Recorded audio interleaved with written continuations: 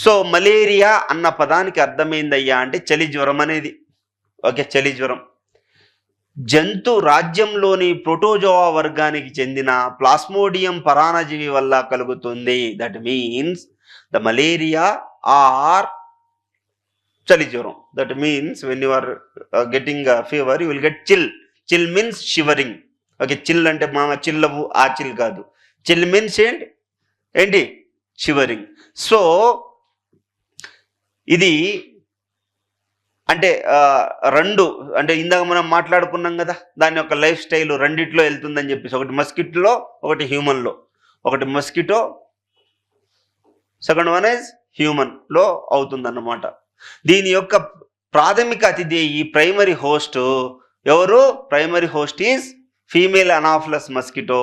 Secondary host is human. So whenever you are writing about the malaria, write malaria like this. You can write in flowchart, science and technology. Malaria have like Plasmodium vivax, Plasmodium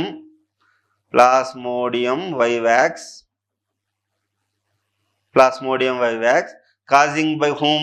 Like it is a protozoa, and it has two hosts.